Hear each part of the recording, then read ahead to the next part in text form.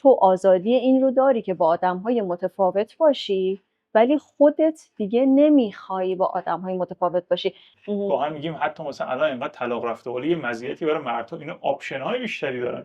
تو یه زنی رو دوست داشته باشین و آزادی رو در واقع در بند اون بودن می‌بینین، نه در بندها. که انسان‌ها بیسیکشون واسه این نیست، یعنی میلشون در مسائل جنسی این نیست که تک پارتنری باشن. الان ببین یه چیزی که هستش، مردهای امروزی اگر وارد رابطه نمیشن، در واقع اتفاقا همون دور از خودگذشتگی و خط کشیدن که وارده، چون نمیخوان دیگه از خودگذشتگی بکنن، چون نمیخوان تمام اون آپشن هایی که به لطف سوشال میدیا و جوامع مدرن و در واقع سرمایه‌داری وارد زندگی نمیخوان رو دست بدن. با هم میگیم حتی مثلا الان اینقدر طلاق رفته ولی یه مزیتی برای مردها، اینا آپشن های بیشتری دارن. این در زمان قدیم کسی چیزی وجود نداشت، پس اتفاقا بار منفی که از خودگذشتگی میاره مثبت تا حد زیادی. ببین هر چیزی رو که من به عنوان یک معنی شبیه به محدودیت و حذف آزادیم بخوام معنیش بکنم تو ذهن خودم، چون آزادی یکی از 5 نیاز اصلی برای بقاست برای آدم‌ها، خب یه عده‌ای میکشن عقب، خب و یه گاردی میگیرن در برابرش، چون تو داری با این مفهوم منو از یه نیاز اساسی خودم محروم میکنی به اسم آزادی. خب اون تعهدی که من میگم در زمان خودش اتفاق میفته اتفاقا عین آزادیه، یعنی تو آزادی این رو داری که با آدم‌های متفاوت باشی، ولی خودت دیگه نمیخوای با آدم‌های متفاوت باشی و این ممکنه برای کسی که هنوز به اون مرحله نرسیده خیلی عجیب باشه. اون زمانی که انتخاب من این باشه، یعنی این حال منو بیشتر خوب بکنه که با یه نفر بمونم در دراز مدت، میگم مثلا من میتونم برات مثال حرفایی که خود مراجعا زدن تو اتاق درمان که رسیدن به اون مرحله رو بهت بگم که شاید بهتر بتونی درکشون کنی.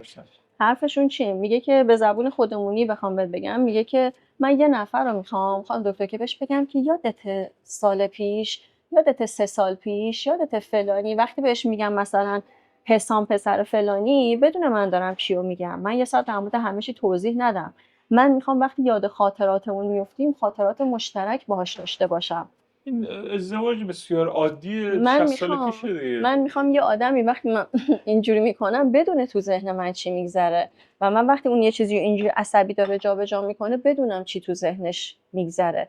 من یک ارتباط عمیق‌تر میخوام که این ارتباط عمیق‌تر نیاز به زمان داره، نیاز به شناخت داره و من یه آدمی رو میخوام که باهاش گذشته مشترک داشته باشم که بخوام آینده مشترک بسازم. میگه که خانم دکتر من خسته شدم اینقدر که از این آدم به اون آدم، از اون آدم با این آدم، و احساس میکنم که احساسات من، قلب من، زمان من، خاطرات من، انرژی من تیکه تیکه شده، با هر آدمی رفته یه جایی از این کره زمین و در یه خانواده و یه جایی که منم دیگه بهش دسترسی ندارم و هر کسی یک بخشی از من رو میشناسه و هیچ کدومشون الان من احساس میکنم اون انسجاممو از دست دادم. خب این از خودگذشتگی کجا؟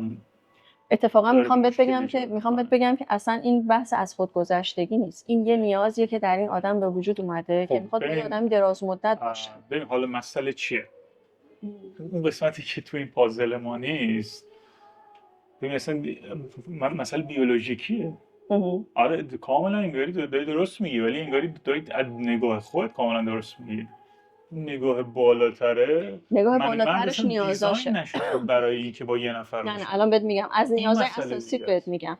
تو نیاز به امنیت داری، نیاز به بقا داری. خب بودن یه پارتنر دراز مدت با تو نیاز به امنیت و نیاز به بقای تو رو کاملا تامین میکنن. درسته؟ چرا مثلا اگه 5 تا باشه مشکلش چیه؟ الان بهت میگم اولا که انرژی تو محدوده، تو نمیتونی برای دراز مدت الان بهت بگم زمان انرژی محدوده دیگه. اصلا ما مثلا شما ناصرالدین شاه رو اگه معیار قرار بدی، اصلا شاهان گذشته همه حرمسرا داشتن. حرمسرا داشتن از نظر جنسی، از نظر شناخت. ببین من بهت بگم از این مثلا 100 تا زن، خب چرا یک مرد امروزی اگه نخواد از خودگذشتگی بکنه چرا باید با یه نفر باشه اگه از خودگذشتگی نکنه؟ خب بهت میگم اصلا نیاز بیولوژیکیش بودن با چند نفره، چون اصلا به صورت منطقی و طبیعی هم اصلا کارش گرد افشانی بوده دیگه، به صورت ذهانت خیلی ادبیاتی آره، یعنی مثلا همین بود اصلا در زمان گذشته. کاملا من اینو قبول دارم. گذشتگی بکنه در امروز. نه الان بهت میگم چرا تا کجا قبول دارم و از کجا قبول ندارم. در این که ببین این اصلا یه مسئله ژنتیکی که شاید تو حتی اطلاعات در این مورد تاریخی بیشتر از من باشه، خب ولی منم بر اساس مطالعاتی که داشتم قبول دارم که انسان‌ها بیسیکشون واسه این نیست، یعنی میلشون در مسائل جنسی این نیست که تک پارتنری باشن. 100%. میلشون اینه که با پارتنرهای متنوعی باشن. اما همون بحث خودخواهیه و خوددوستیه باعث میشه که من انتخابی رو بکنم که شاید با میلم مغایرت داره.